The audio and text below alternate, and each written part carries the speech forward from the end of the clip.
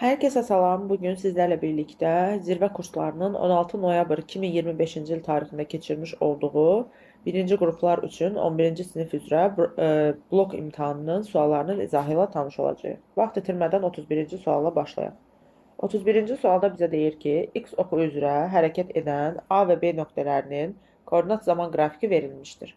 8-ci saniyənin sonunda bu maddi nöqtələr arasındakı məsafəni hesablayın. Biz qrafika nəzər salsaq görərik ki, həm A, həm də B maddi nöqtələri hər ikisi deməli düz xətli bərabər sürətlə hərəkət ediblər. Biri X oxu istiqamətində düz xətli bərabər sürətlə hərəkət edib, digəri isə X oxunun əksi istiqamətində düz xətli bərabər sürətlə hərəkət edib. Ona görə gəlin biz ilk növbədə bu cisimlərin hansı sürətlərlə hərəkət etdiklərini təyin edək. Deməli fikir verin. Gəlin başlayaq A cismindən. VA bərabərdir. Bizim A cismi əvvəlcə koordinatı mənfi 30 olan nöqtədən 5 saniyə müddətində koordinatı mənfi 20 olan nöqtəyə gəlib. Onda x çıxılsın x0 bölünsün t ifadəsinə əsasən mən x-in yerinə mənfi 20, x0-ın yerinə isə mənfi 30 qoyuram. Bölünsün 5. Zamanda 5'dir. Buradan eləyir VA 2 metr bölünsün saniyə. Eyni qayda ilə VB-ni tapırıq. VB isə koordinatı mənfi 10 olan nöqtədən 5 saniyə ərzində mənfi 20 olan nöqtəyə gəlib. Onda son koordinatım yenə x çıx x0 böl t-yə əsasən son koordinatım mənfi 20, başlanğıc koordinatım mənfi 10. Zamanda yenə 5 saniyə. Olur, bu da mənfi 2 metr bölünsün saniyə ilə dediyimiz burada da öz əksini tapır. A cismi x oxu istiqamətində, B cismi isə x oxunun əksi istiqamətində düz xətli bərabər sürətlə hərəkət edir. İndi gəlin biz bunu ox üzərində göstərək. Deməli, tutaq ki, burada bizim bir koordinat mənfi 30 olan nöqtədə A cismimiz dayanıb. Koordinatı mənfi 10 olan nöqtədə də B cismimiz dayanıb. Gəlin, bu A və B cisimlərinin bizə demir 8 saniyə. 8 saniyə ərzində etdikləri yer dəyişməni tapaq. SA bərabərdir. VA vurulsun T. VA-mız 2-dir. 2 vurulsun T-də 8-dir. 16 metr. Deməli, SA, yəni A cisminin yer dəyişməsi olub 16 metr. Yəni, mənfi 30-dan 16-nın üstünə gəlirik mənfi 30-un. Edir nə qədər? Edir 14. Elə bir bu A cismi gəlir koordinatı mənfi 14 olan nöqtəyə. Baxın, bura gəlir. A ştrix yazaq bunun üstünə bilinsin. Ya da ki, fərqli bir rənglə göstərək, daha dəqiq olsun. Deməli, gəlin qırmızı ilə göstərək. Deməli, bizim cisim koordinatı 14 olan, mənfi 14 olan nöqtəyə gəlib çatıb. Eyni qayda ilə bu dəfə B-nin yer dəyişməsini tapıram. Yenə VB vurulsun T. Mənfi 2 vurulsun 8. Bu da eləyir mənfi 16. Deməli, bizim B cismi öz koordinatını mənfi 10-dan mənfi 16-ya, daha doğrusu mənfi 16 bunun yer dəyişməsi olubdur. Yəni, mən mənfi 10-dan mənfi 16-nı nə edəcəm? Toplayacam. Mənfi 10-dan mənfi 16-nı da toplayanda bizə verir mənfi 26. Bax, buralara bir yerə gələcək bizim B cismimiz. Deməli, ikisinin arasındakı, bax, bu mənfi 26-dır da burada. Bu ikisinin arasındakı, bax, bu məsafəni bizdən soruşur ki, bura nə qədərdir? Bunu da tapmaq üçün delta S bərabərdir. Mənfi 14 çıxılsın mənfi 16. Daha doğrusu 26. Bu da bizə verir 12 metr. Bu C variantı. Sualla davam edirik. Deyir ki, 4 metr bölünsün saniyə kvadratı təcillə bərabər yavaşlayan hərəkət edən cisim 6-cı saniyədə 3 metr yol gedərsə, onun başlanğıc sürəti nəyə bərabərdir? Burada deməli, n-ci saniyədə gedilən yol düsturundan istifadə edəcəyik. SM bərabərdir V0. Yavaşlayan dediyi üçün çıxılsın. A vur 2n minus 1 bölünsün 2. Bizə deyir ki, 8 metr yol gedər, yəni 8 bərabərdir. Nəyi soruşur? Başlanğıc sürəti. V0 çıxılsın. Təcili 4 verib. 2 vurulsun 6-cı saniyə minus 1 bölünsün 2. Deməli, 8 bərabərdir. V0 çıxılsın. Mötərizənin içərisi 11 edir. 22 V0 da eləyir. 30 metr bölünsün saniyə. Vur C variantı. 33-də deyir ki, fırlanan diskin mərkəzindən 8 sm məsafədəki nöqtələrin xətti sürəti 20 metr bölünsün saniyədir. Xətti sürəti 12 metr bölünsün saniyə olan nöqtələr diskin mərkəzindən hansı məsafədədir?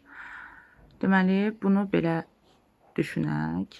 Bizdə bir diskdir. Biz bilirik ki, fırlanan disklərdə məsafə sürətlə düz mütənasib asılıdır. Bu mərkəzdirsə O nöqtəsi.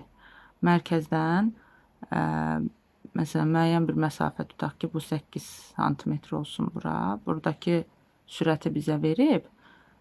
Məsələn, buradan bura qədər məsafəni bizdən x-i soruşur. Burada da sürət veribdir 12 metr bölünsün saniyə. Az öncə qeyd etdiyim kimi, sürətlə məsafə bir-birindən düz mütənasib asılıdır. Onda V1-in V2-yə nisbəti R1-in R2-yə nisbətinə bərabərdir. V1 bizə verib 20, 20 bölünsün, V2-ni verib 12, bərabərdir. 8 bölünsün, x. Buradan tapsaq, deməli, 2-yə bölsək hər tərəfi 6 edir, bura 10 edir. Bunlar da 2-yə getsə 5 edir, bura 4 edir. X bərabərdir, 24 bölünsün 5-dən bizə verəcək 2 tam, daha doğrusu 4 tam 10-da 8 santimetr. Düzgün cavab olur C. 34-də deyir ki, cisim yerdən şaquli istiqamətdə 30 metr bölünsün saniyə sürətlə yuxarı, həmin anda isə 70 metr hündürlükdən 5 metr bölünsün saniyə sürətlə şaquli aşağı atılır. Cisimlər hansı hündürlükdə görüşərlər? Deməli, cisimlərimizdən biri 70 metr hündürlükdən aşağıya doğru 5 metr bölünsün saniyə sürətlə atılır. Digəri isə 30 metr bölünsün saniyə sürətlə şaquli yuxarı atılır. Yəni, şəklimiz bu cürdür. Gəlirlər, bu aşağı düşür, bu da yuxarı qalxır da. Gəlirlər, məsələn, burada bir yerdə görüşürlər. Bu nöqtə, məsələn, olsun bir K nöqtəsi. Bu nöqtədə görüşürlər. Cisimlər hansı hündürlükdə görüşərdir? Görüşmə məsələlərində biz kinematikadan da bunu bilirik ki, əgər iki cisim görüşürsə, onların koordinatları eyniləşir. Gəlin hər iki hərəkət üçün koordinat tənliyini yazaq və o koordinat tənliklərini bərabərləşdirək, görək hansı zaman anında bunlar görüşəcəklər və daha sonra hansı koordinatda görüşəcəklər. Deməli, birinci cisim şaquli yuxarı atılan cisimdir. Şaquli yuxarı atılan cismin koordinat tənliyi, mən ümumiyyətlə tənliyi ümumi şəkildə yazacağım, daha sonra hər iki hərəkətə uyğunlaşdıraq. Y bərabərdir, Y0 plus minus V0t plus minus AT kvadratı bölünsün 2. Y bərabərdir. Birinci hərəkət üçün yazıram. Y1 bərabərdir. Şaquli yuxarı atılan cisim başlanğıc koordinatı olmur deyə 0 olur. 0.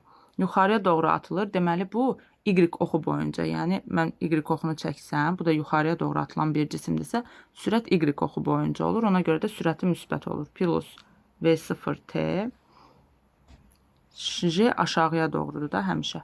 Minus JT kvadratı bölünsün 2. Yəni, burada təcil sərbəst düşmə təcili olur. Çünki cisim ağırlıq qüvvəsinin təsiri altında hərəkət edir. Eyni qayda ilə biz aşağıya doğru atılan cismə baxaq. Məsələn, bir 70 metr demir. 70 metrdir. 70 metrdən aşağıya doğru 5 ilə atılır. Bu zamanda mən Y oxunu əsas götürsəm, cisim Y oxunun bir dəfə əksi istiqamətdə hərəkət edir. Amma onun başlanğıc koordinatı 70-dir. Çünki müəyyən hündürlükdən atılır. 70, sürət aşağıyadır, minus V0. Bu 1 olsun, bu 2 olsun, V0-2t. Yenə J'miz aşağıya doğrudur, təcil aşağıyadır, minus JT kvadratı bölünsün 2 olacaqdır. Deməli, Y1-i burada düzəltsək, Y1 bərabərdir. Bizim V0-ımız 30-dur. 30t minus JT kvadratı bölünsün 2. Y2-miz də bərabər olur, 70 çıxılsın 5t. Çünki sürəti 5 verib də burada. Minus JT kvadratı bölünsün 2. Bu iki tənliyi bərabərləşdirək. Y1 ilə Y2-ni bərabərləşdirək. Buraları silək. Y1 ilə Y2-ni bərabərləşdirək. Görək nə qədər vaxtdan sonra görüşürlər. Bu iki tənliyi bərabərləşdirsək, 30t çıxılsın JT kvadratı bölünsün 2 bərabərdir. 70 çıxılsın 5t minus JT kvadratı bölünsün 2. Burada da JT kvadrat var, burada da var. Bunlar ixtisar gedir. Ondan sonra eyni olan hədləri, yəni ortaq vurğu olan hədləri bir tərəfə keçirdək. Görək nə olacaq. Deməli 5-i bu tərəfə keçirdirəm. Olur 35T bərabərdir 70-ə. T buradan bərabər olur 2-yə. Deməli bu cisimlər atılandan sonra 2 saniyə sonra görüşəcəklər. Daha sonra bayaqki tənliklərdən hər hansı birinə qoyub y-i tapa bilərik. Çünki koordinat görüşmə dedikdə hər ikisi eyni koordinatda olur da. Mən ona görə yazıram y bərabərdir. Deməli 30T minus RT kvadratı bölünsün 2. Bax bu tənlikdə gətirirəm yerinə qoyuram. Bu y1-in tənliyi idi də. 30 vurulsun 2 çıxılsın 10 vurulsun 2-nin kvadratı 4 bölünsün 2. Bura bizə verir 60 minus 20 eləyəcək 40 metr. Deməli cisimlər 40 metr olan koordinatda görüşəcəklər. Bu şəkildə. 35-ci sualla davam edirik. Cismə təsir göstərən qüvvənin fx proyeksiyasının zamanın asılılıq qrafikinə əsasən V-nin tənliyini yazın. Cismin kütləsi 4, başlanğıc sürəti isə 20 metr bölünsün saniyədir. Deməli, gəlin biz bu tənliyi yazmaq üçün ümumiyyətlə birinci hərəkətin necə hərəkət olduğunu müəyyənləşdirməliyik. Hərəkəti görürük ki, qüvvənin proyeksiyası müsbətdir. Eyni şəkildə başlanğıc sürətində proyeksiyasını müsbət verib bizə. Deməli, bu o deməkdir ki, hər ikisi müsbətdirsə, onda cisim x oxu istiqamətində bərabər yeyinləşən hərəkət edibdir. Ona mən buradan A-nı tapmalıyam birinci. Çünki bizə V-nin tənliyini qurmaq üçün A lazımdır. A da bərabərdir F bölünsün M-dən. 6 bölünsün, deməli 4 bərabərdir 1,5 metr bölünsün saniyənin kvadratı. Təcili tapdıq. Tənliyimiz V bərabərdir V0x, Vx bərabər V0x üstə gəlsin AXT şəklində olacaq. Vx bərabərdir V0-ımız 20-dir. 20 üstə gəlinsin. Təcilimiz 1,5-dir. 20 üstə gəlinsin 1,5 T şəklində. Düzgün cavab olur D variantı. 36-cı sualda deyir ki, yer səthindən 80 metr hündürlükdən şaquli yuxarı atılan cismin yerə çatan anda sürətinin neçə metr bölünsün saniyə olduğunu hesablayıb müqavimət qüvvəsini nəzərə almayın. Gəlin bir buraları silək. Biz bir hərəkəti araşdıraq. Görək bizim hərəkətimiz necə hərəkət olacaq. Ondan sonra da verilənləri təyin edərik. Deməli deyir ki, bu cisim, baxın, burada 80 metr hündürlük var. Bu 80 metr hündürlükdən şaquli yuxarı atılır, atılır, qalxır bir maksimal hündürlüyə.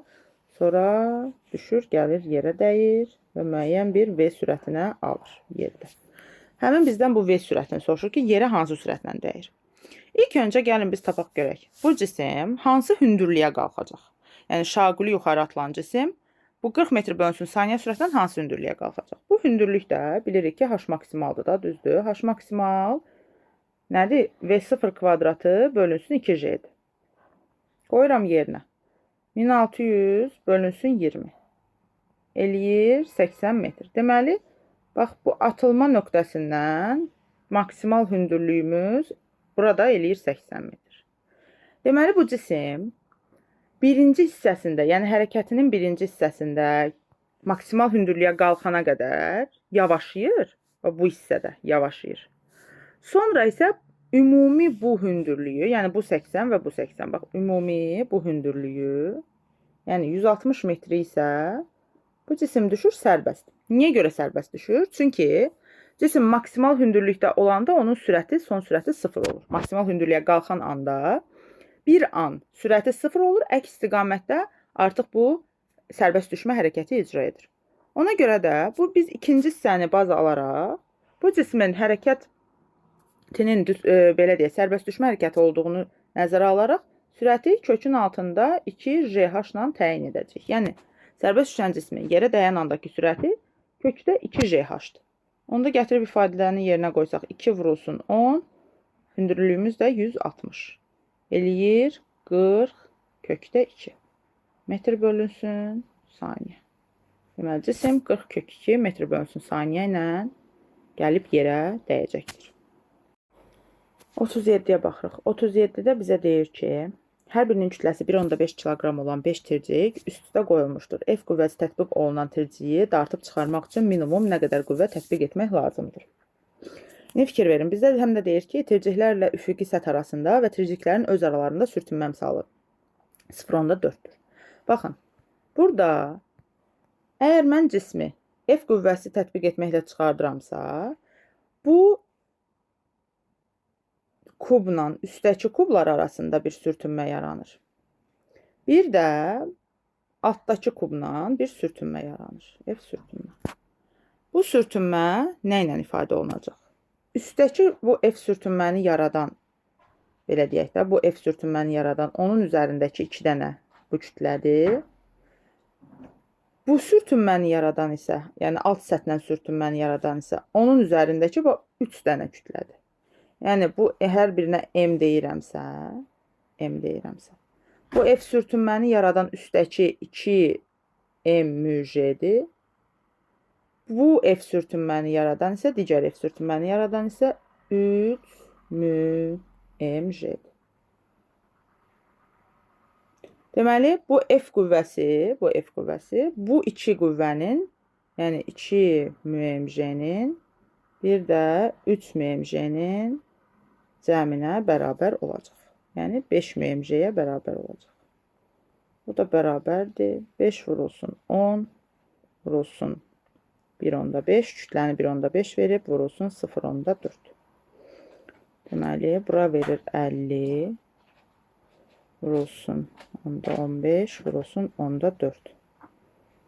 3, 2, 2, da bu gedir, eləyir 30 Newton. D variantı. 38-ə baxırıq. Deyir ki, üfüqi müstəvidə kütləsi 30 kiloqram kütləli cisim 150 Newton qüvvənin təsiri ilə göstərilən istiqamətdə hərəkət etdirilir. Cismə təsir göstərən reaksiya qüvvəsini hesablayın. Gəlin bu qüvvəni əvvəlcə proyeksiyalara ayıraq. Bu qüvvənin x oxu üzrə proyeksiyası F kosinus 37, y oxu üzrə proyeksiyası isə F sinus 37. Digər tərəfdən buna aşağıya doğru ağırlıq qüvvəsi, yəni mj, ağırlığın əksinə də bir səthin reaksiya qüvvəsi təsir göstərir. Onda mən hərəkət tənliyini bu şəkildə yaza bilərəm. N üstə gəlinsin F sinus 37, çünki N ilə F sinus 37 eyni istiqamətdədir, bərabərdir mj-yə. Məndən reaksiyanı soruşur. M bərabərdir, mj çıxılsın F sinus 37. Bərabərdir. Kütləmiz 30-dur. 30 vur ondan 300 çıxılsın F 150. Sinus 37 də 10/6. 300-dən çıxıram 90, eləyir 210 Newton. Cavab olur C.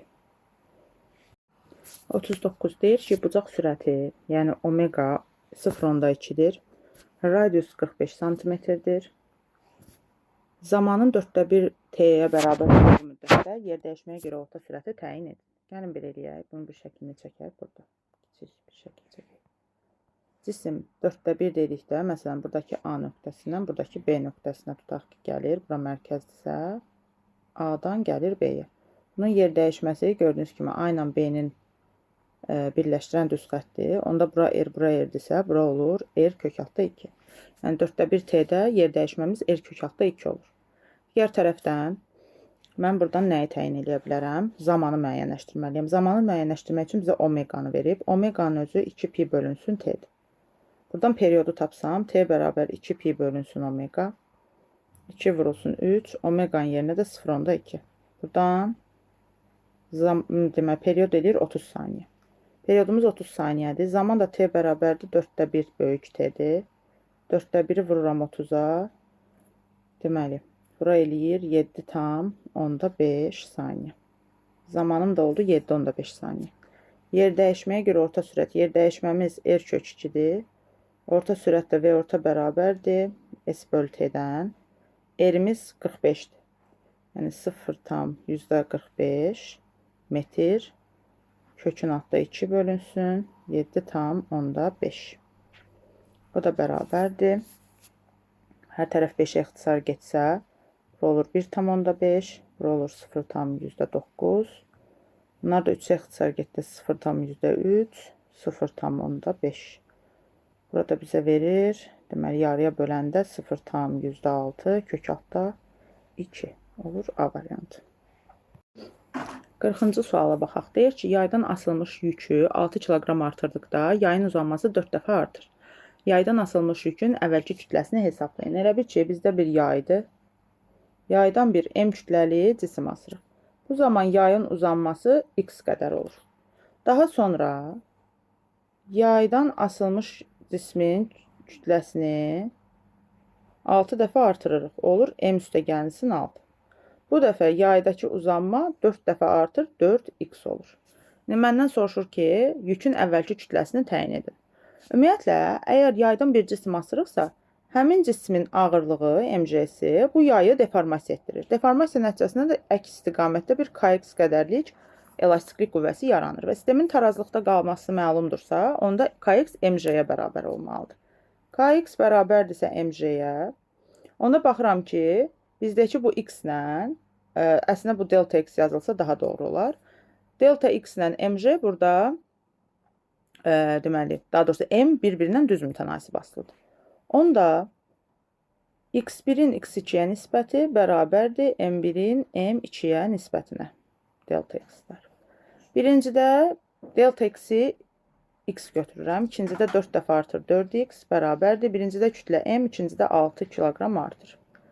Buradan alınır 4m bərabərdir m üstəgəlsin 6, 3m bərabərdir 6, m də bərabər olur 2 kiloqram. Məndən də elə əvvəlki qiyməti soruşur. Yəni, əvvəlki qiymətimiz 2 kiloqram olur. 41-ci suala baxırıq. Üfüqi səthdə V0x bərabər 12 metr bölünsün başlanğıc sürətlə şəkildəki kimi hərəkət edən 1 kiloqram kütləli cismin hərəkət tənliyi verilmişdir. Sürtünmə qüvvəsi 20 Newton, dağıtı qüvvəsi 16 Newtondur və hərəkət tənliyini deyir, təyin edin. Burada dağıtı və sürtünmə qüvvələri təsir göstərir cismə. Sürtünmə qüvvəsi dağıtı qüvvəsindən görürük ki, daha böyükdür. Biz də bilirik ki, sürtünmə dartıdan daha böyük olarsa, cisim bərabər yavaşlayan hərəkət edir.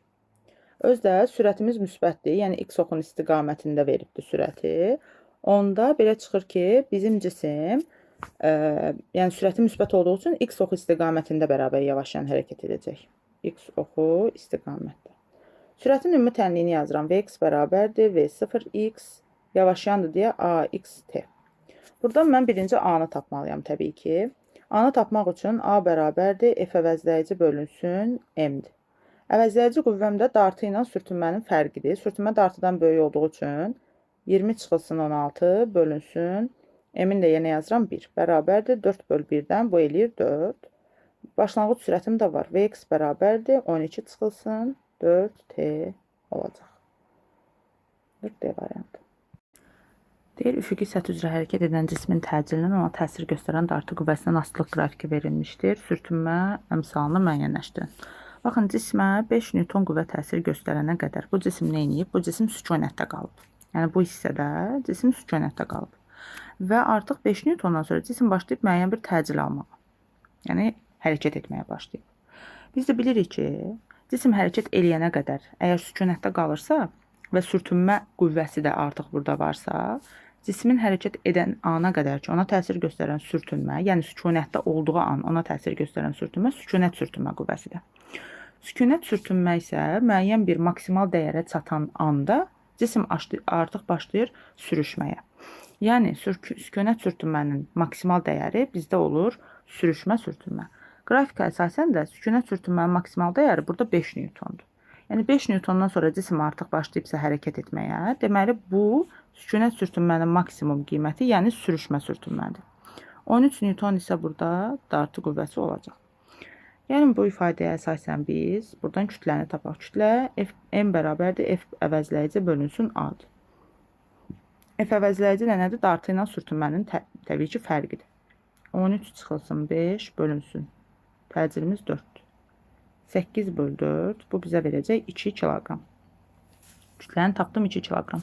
Məndən sürtünmə əmsalını soruşmur. F sürtünmə bərabərdir. Mü, mj. Buradan mü'nü tapanda F sürtünmə bölünsün mj olacaq. F sürtünmə də bilirik ki 5-dir. 5 bölünsün. M-imiz 2, kütləmiz 10.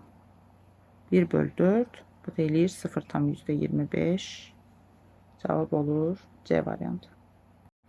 43-ə baxaq. Deyir, Joule vur saniyə böl kiloqram vur metr kvadrat hansı fiziki kəmiyyətin vahididir? Joule vur saniyə, kiloqram vur metrin kvadrat. Joule-u Newton vurulsun metr kimi atsaq, vur saniyə, kiloqram vur metrin kvadrat. Metrlər gedir. Newton vur saniyə böl kiloqram vur metr qalır. Newton isə kiloqram vurulsun metr. Burada bir dənə saniyə var. kiloqram vurulsun metr. Kiloqram vurulsun metr bölünsün saniyənin kvadratı. Bunlar gedir. Saniyə ilə də bu gedir. Qalır 1/saniyə. 1/saniyə də dövr etmə tezliyinin vahididir. 44. Sürətin proyeksiyasının zamandan asılı qrafikinə əsasən 3 kiloqram kütləli cismin 30 saniyə ərzində impuls dəyişməsini tapın. İmpuls dəyişməsi delta P bərabərdir. M delta B ifadəsilə təyin olunur. 30 saniyə ərzində qrafikə əsasən görürük ki, bizim cisim başlanğıc sürəti -20-dən son sürəti 20-yə qədər dəyişibdir. Delta V'nin də yerinə yazıram. M, V çıxılsın, V 0 bərabərdir. M-in yerinə yazıram 3. V'miz 20'dir. Çıxılsın -20. Deməli 3 vurulsun 40. Bura eləyəcək 120 kiloqram vurulsun. Metr bölünsün saniyə. Vur A variantı. 45'də deyir ki, tarazlıqda olan bir cins çubuğun çəkisini hesablayın. Deməli bir cins çubuğun çəkisi deyir. Mən onda birinci bunun bir cins çubuq olduğu üçün simmetriya mərkəzini tapmalıyam. Baxıram ki, çubuq 4 bərabər hissəyə bölünüb. Onda bunun mərkəzi baxın düşür bura. Buradan bunun P'sini çəkirəm. P çubuq. Digər tərəfdən burada aşağıya doğru 2P varsa, onda ipdə də 2P qədərlik gərilmə var. Eyni ipdə eyni gərilmə olduğu üçün burada da 2P qədərlik bir gərilmə olacaq. Onda bu 2P bunu sağ dəqrəbinin istiqamətində, 3P'nin də burada aşağıya doğru 3P çəki var. Bu 3P də bunu bu şəkildə sağ dəqrəbinin istiqamətində dayaq ətrafında fırladacaq. P çubuq isə bunu sağ dəqrəbinin əksinə fırladacaq. Onda biz bilirik ki, momentlər qaydasına görə cismi sağ dəqrəbi istiqamətinə fırladan qüvvələrin momentləri sağ dəqrəbinin əksinə fırladan qüvvələrin momentləri cəminə bərabər olmalıdır. P çubuq dayaqdan 1 bölgü məsafədədir. Ona görə yazıram P çubuq vur 1 bərabərdir. 2P dayaqdan nə qədər məsafədədir? Baxın buradan 3 məsafədədir. 2P vur 3 üstə gəlinsin.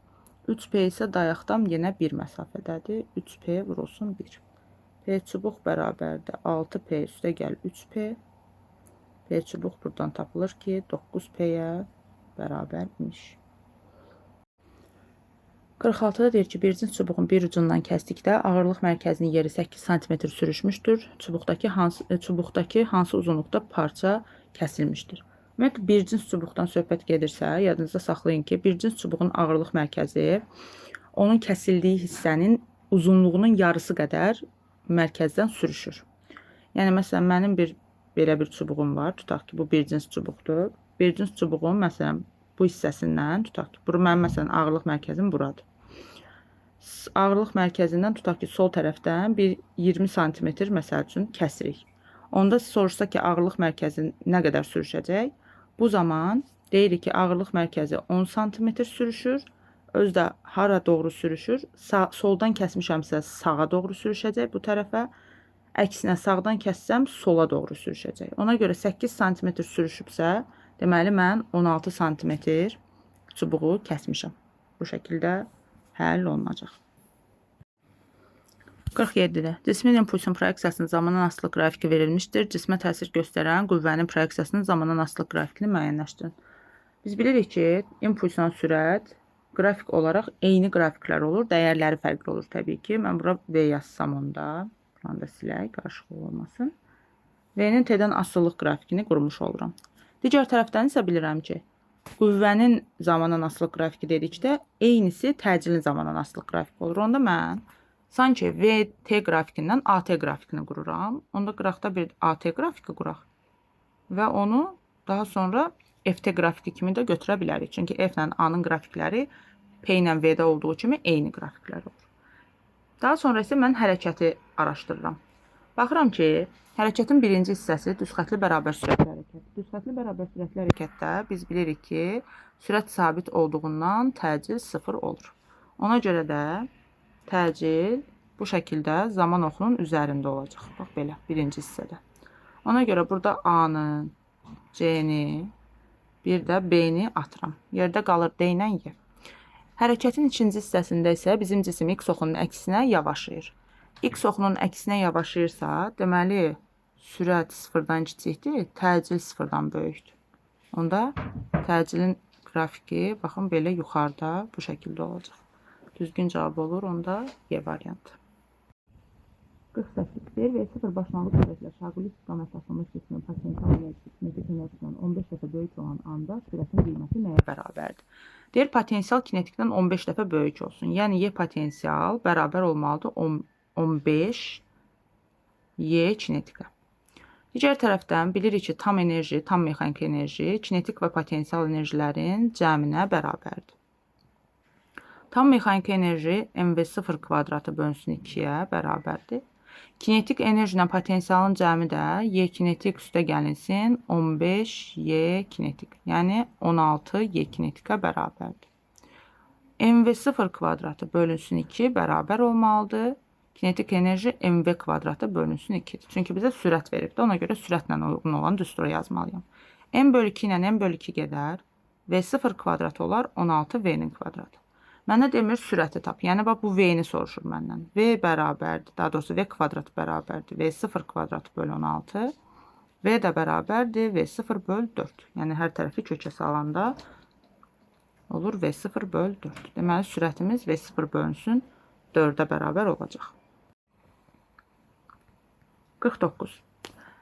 Elastiklik qüvvəsi və ağırlıq qüvvəsinin oxşar və fərqli cəhətlərini Euler-Ven diaqramına uyğun olaraq qurmalıyıq.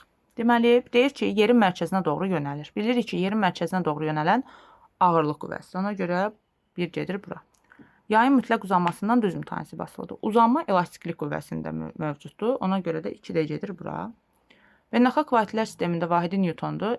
Demişik ki, istənilən qüvvənin vahidi Newtona bərabərdir. Yaydan asılmış cismin kütləsindən asılıdır. Bu yay məsələsi varsa, təbii ki, elastiklik qüvvəsi yayda da yaranır. Ona görə yay deyirsə elastiklik qüvvəsidir. Cismin yer tərəfindən cəzb olunduğu qüvvədir. Bu da ağırlıq qüvvəsidir. Ümumiyyətlə, ağırlıq qüvvəsi nəinki yer, istənilən planet tərəfindən cismə təsir göstərən qüvvə ola bilər. Yəni, cisim verilmiş planetdədirsə, həmin planet tərəfindən ağırlıq qüvvəsi o cismə təsir göstərəcək. Ona görə 2, 4, 3, 1, 5 düzgün cavab olur C variantı. 50-də deyir ki, düz xətlə hərəkət edən cismin koordinat zaman qrafiki verilmişdir. Hansı zaman intervalında cismin impulsu və ona təsir edən qüvvənin impulsu əks istiqamətlidir. Cismin impulsu P-dir, qüvvənin impulsu delta P-dir. P bərabərdir mv-dir, delta P isə F vurulsun T-dir. Deməli, mən P-nin və delta P-nin əks istiqamətlərdə olmasını tapmalıyamsa, onda V ilə F-in, dolayısıyla A-nın əks işarəli qiymətlər aldığı halı tapmalıyam. Yəni, V müsbətdirsə A, F mənfi olmalıdır. Əgər V mənfidirsə, onda A və F deməli, müsbət olmalıdır.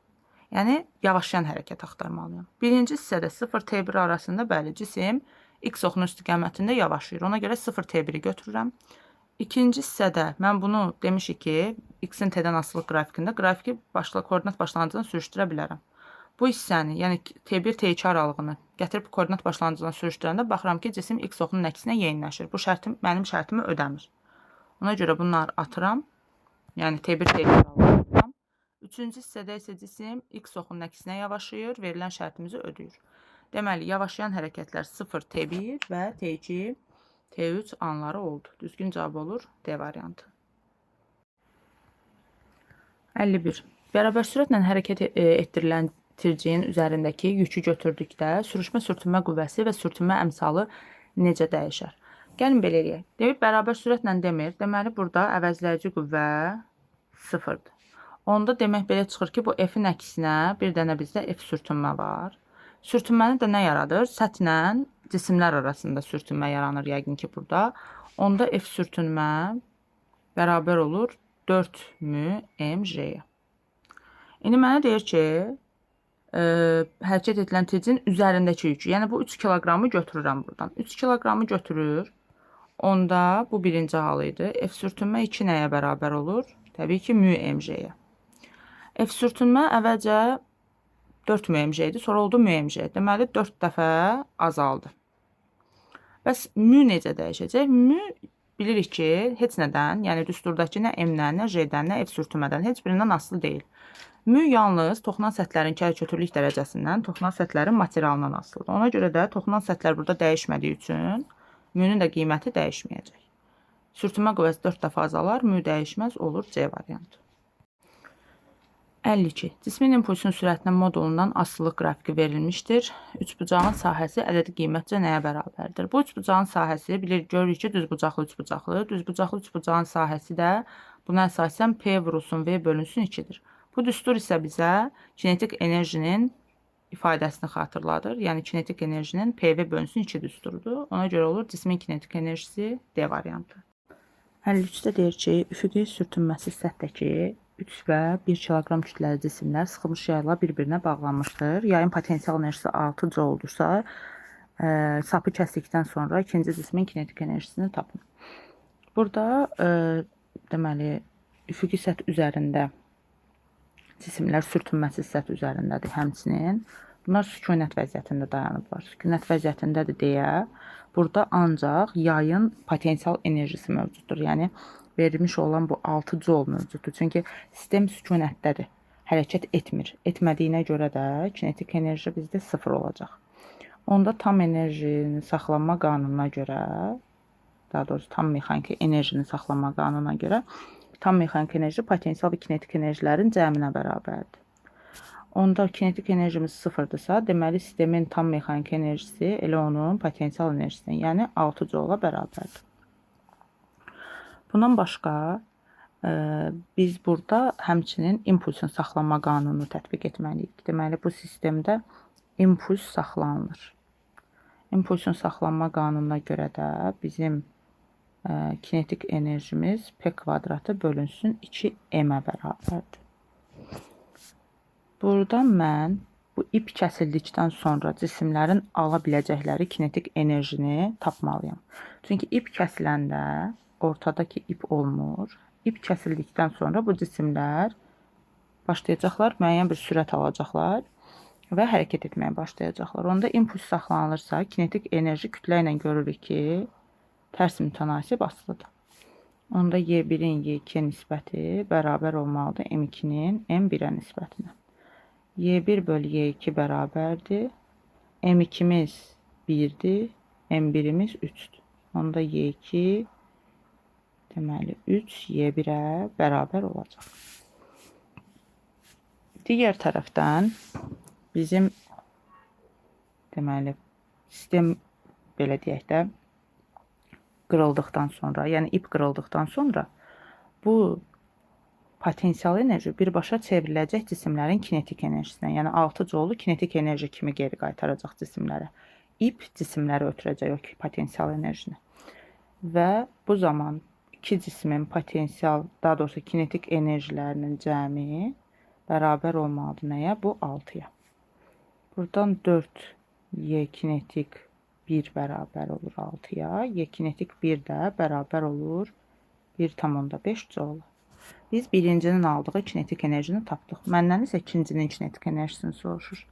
İkincinin kinetik enerjisini yuxarıda gətirib yerinə qoysam, Y kinetik 2 bərabər olur. 6 çıxılsın 1,5 eləyir 4,5 joule. Cavabımız olur 4,5 joule-a bərabər. 54-də deyir ki, bir cins çubuğu tarazlıqda saxlayan sapın gərilmə qüvvəsi 60 Newton olarsa, çubuğun çəkisini hesablayın. Çubuğun çəkisi cisim bir cins olduğundan tən ortaya düşəcək, simmetriya mərkəzindən üst-üstə düşəcək. Baxıram ki, 6 bərabər hissəyə bölünüb, mərkəzdə 3-dən sonra bax, bura düşür. Buradan bir P çəkirəm. Baxın, buradakı ipdə yaranan T gərilmə qüvvəsi ilə bu P qüvvəsi bir-birinə paraleldir. Bu cür paralel qüvvələr varsa, onda biz dayaq nöqtəsini də bura götürürüksə, T-nin dayağa qədərki məsafəsi baxıram 5 damadır, P-nin dayağa qədər məsafəsi baxıram 3 damadır. T bunu sağ əqrəbinin istiqamətində, P isə sağ əqrəbinin əksinə fırladacaq. 60 vurulsun 5 bərabərdir. P vurulsun 3. Buradan eləyir P 100 Newton. Yəni, bu T və P bir-birlərinə paralel olduğu üçün artıq burada bu qüvvələri proyeksiyaya ayırmağa heç bir ehtiyac yoxdur. Əslində proyeksiyaya da ayırsaq yenə eyni cavab alınacaq. Sadəcə olaraq artıq burada əlavə olaraq biz bucaqlar təyin etməliyik, sinus, kosinus təyin etməliyik. Ona görə də paralel görürsünüzsə elə rahatlıqla bildiyimiz momentlər qaydasını tətbiq edə bilərsiniz. 55-də deyir ki, qüvvənin qiymətini 40 Newton azaldıb, onun qolunu dəyişmədikdə qüvvə momenti 6 dəfə azalır. Qüvvənin başlanğıc qiymətini tapın. Qolu dəyişmir, yəni eyni qüvvə qolu saxlayır. Qüvvə isə əvvəlcə F idi, sonra 40 Newton azalıb, F çıx 40 olub. Moment əvvəlcə M idi, sonra isə 6 dəfə azalıb, M bölünsün 6 olub. Onda qüvvə momenti M bərabər F vur L-ə görə L sabitdirsə, F-lə M düz asılıdır. M1-in M2-yə nisbəti F1-in F2-yə nisbətinə bərabərdir. M1 M-dir, M2 M bölü 6-dır. F1-im F-dir, F2-im də F çıxılsın 40-dır. 6 F çıxılsın 240. F-ə bərabərdir, 5F bərabər 240-a. F də bərabərdir 48 Newton. Qüvvənin başlanğıc qiymətini soruşurduq. Başlanğıc qiyməti ilə 48 Newtondur. 57. Deyir, şaquli istiqamətdə yuxarıya hərəkət edən liftin sürət zaman qrafiki verilmişdir. Bu hissələrə uyğunlaşdırmalıyıq. Deməli, birinci hissədə cisim yuxarıya yeyinləşir. İkinci hissədə bərabər sürətlə, üçüncü hissədə isə yuxarıya yavaşlayır. Birinci hissədə deyir ki, adamın çəkisi dəyişməz. Adamın çəkisi nə vaxt dəyişməz? Cisim düzxətli bərabər sürətlə hərəkət etsə, elə mg-yə bərabər olur çəki. Ona görə də bu ikinci hissəyə aiddir. Adıma təsir göstərən ağırlıq qüvvəsi azalar. Ümumiyyətlə, ağırlıq qüvvəsi istənilən halda istəyir lift yuxarı hərəkət etsin, istəyir aşağı hərəkət etsin. Bütün hallarda mg-dir. Yəni, mg-dən fərqli bir qiymət almır. Ona görə də bu azalır hissəsi səhvdir. Çəki azalır. Əgər cisim yuxarıya doğru yeyinləşən hərəkət edirsə, çəki mg üstə gəlinsin a olur. Ona görə də çəki artır. Çəki azalır, artır hissəsini birinci hissəyə əlavə edirik. Əgər cisim şaquli aşağıya doğru, daha doğrusu yuxarıya doğru yavaşlayırsa, bu zaman p mg minus a olur. Onda da çəkinin qiyməti azalır. Bu da üçüncü hissəyə uyğundur. Y-də isə deyir ki, adama təsir göstərən ağırlıq qüvvəsi artar. Ağırlıq qüvvəsi dedik ki, istənilən halda mg-yə bərabərdir. Nə artmır, nə də azalmır. Ona görə 1D, 2A, 3C doğru cavablar olur. Deməli, 58-ci sualda deyir, tircikləri bir-biri ilə birləşdirən sapın gərilmə qüvvəsi neçə Newtondur? Yəni, bu 60 Newtonu burada proyeksiya ayıraq. Bura eləyir 60 kosinus 37. Burada edir 60 sinus 37. Deməli, bu sistem 60 kosinus 37 istiqamətdən bu cür hərəkət edir, yəni dartılır. Onda bu T isə təsir göstərir ancaq 2 kiloqram kütləliyə. Ona mən nə edə bilərəm? 60 kosinus 37. Bu 60 kosinus 37 həm 2-ni, həm 4-ü dartır. Ona görə bunların cəmi, yəni 6. T bölünsün, T isə 2-ni dartır, böl 2. Buradan T-ni tapırıq ki, 60 kosinus 37 bölünsün 3. 20 kosinus 37 0.8 eləyir 16 Newton. 59-da deyir ki, yerdən şaquli yuxarı atılmış cisim 2-ci və 5-ci saniyənin sonunda eyni hündürlükdə olmuşdur. Bu cismin başlanğıc sürətini tapın.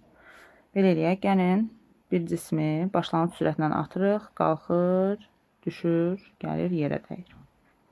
Mənə deyir ki, 2-ci və 5-ci saniyənin sonunda eyni hündürlükdə olsun. Fərz eləyək ki, bu cisim ilk yuxarıya doğru hərəkət edəndə birinci 25 metr, sonra 15 metr, sonra 5 metr qalxır, gəlir maksimal hündürlüyə, ondan sonra 5 metr düşür, sonra 15 metr düşür, sonra 25 metr düşür. Gəlin görək, bu halda bizim dediyimizə uyğundurmu? Yəni şərtə əsasən düzmü yazmışıq? Deyir, ikinci saniyə. İkinci saniyədə bu cisim eyni hündürlükdəyir də yerdən. İkinci saniyədə bu cisim, baxın, yerdən 40 metr hündürlükdədir. İkinci saniyə gəlir, bura düşür də. Bu şaquli yuxarı atılan cisim hər saniyədə azala-azala hərəkət edir də. Elə bir 10 metr öz getdiyi yolu azaldır. Əvvəl 25 idi, birinci saniyədə. Bu ilk bir saniyədir. Sonra ikinci bir saniyədə də 15 metr gedir və ümumi 2 saniyə sonra 40 metr hündürlükdə olur. Qalxır yuxarı, maksimal hündürlüyə çatır. Burada sürətini sıfırlayır. Əks istiqamətdə sərbəst düşür. Yenə növbəti 1 saniyə ərzində, yəni 3 saniyəyə qalxdı yuxarı. 4-cü saniyədə 5 metr yol gedir. 5-ci saniyədə 15 metr yol gedir. Yerdən yenə baxın 15 ilə 25-in cəmi 40 metr hündürlükdədir. Deməli, bizim verdiyimiz şərtə tamamilə uyğundur. Onda deyir cisim hansı başlanğıc sürətlə atılır? Bunun maksimal hündürlüyü nə qədərdir? 25, 15 və 5-in cəmi. H maksimal. Deməli, bizdə ümumi 45 metrdir. Onda H maksimalın da düsturu nədir? V0 kvadratı böl 2J'dir də. Buradan V0'ı tapsam, kökün altında 2 vur 45 vur 10. Eləyir kökün altında 900, o da eləyir 30 metr bölünsün saniyə. Deməli, cisim 30 metr bölünsün saniyə sürətlə atılıbmış. 60-cı sualda isə deyir ki, eyni sürətlə düzxətli hərəkət edən 2R və 4R radiuslu bir cins qurğuşun kürələrinin kinetik enerjiləri arasında hansı münasibət doğrudur? Kürə deyir, bizə deyir ki, qurğuşun kürələrdir. Kinetik enerji mv kvadrata bölünsün 2-dir. V eynidir. Sürətləri deyir eynidir. V1, V2-yə bərabərdir. M bərabərdir rho V-yə görə. Rho vurulsun. Qurğuşun kürə deyir. Rholar da eynidir. 3/4 pi r kubu yazıram. Niyə görə 3/4 pi r kub? Çünki kürənin həcmi 3/4 pi r kubdur. Kürə figurudur. Fəza figurlarının da bilirik ki, həcmi olur. Ona görə həcmini mütləq nəzərə almalıyam.